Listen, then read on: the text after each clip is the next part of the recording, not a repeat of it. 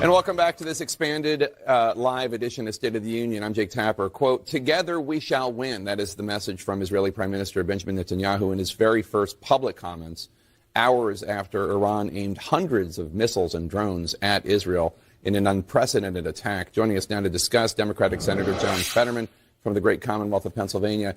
Senator, what is your reaction to Iran's attack on Israel, and how worried are you that this is the beginning of an open war between the two countries? Well, a couple of things, actually. I think it really demonstrates how it's astonishing that we are not standing firmly with Israel, and there should never be any kinds of conditions on all of that. When a nation can launch hundreds of drones towards Israel, and I'm not going to be talking about conditions ever. And second, I think that also was Iran had to have some fireworks after Israel smoked that Iranian general, and I'm here for that. And I think it's just a matter of theater, part of it as well, too. And finally, it demonstrates how unstable things are and why we need to lean in and stand with Israel.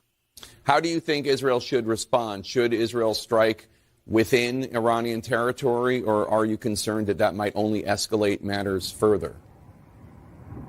Well, I'm not going to suggest what Israel should or shouldn't do on that. But I also do think that Iran is pleased with, they have enough of money on the table with all of its proxies all around in the region as well, too. And Iran certainly can't take on Israel, and certainly not us.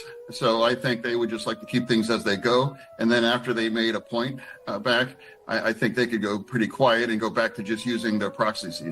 A senior administration official tells CNN that President Biden told Prime Minister Netanyahu that the U.S. will not participate in any offensive operations against Iran. Do you think that's the right call, or should direct U.S. military action, as some of your colleagues in the Senate are suggesting, should that be on the Look, man, I have doubted John Fetterman probably as much as you can possibly doubt anyone.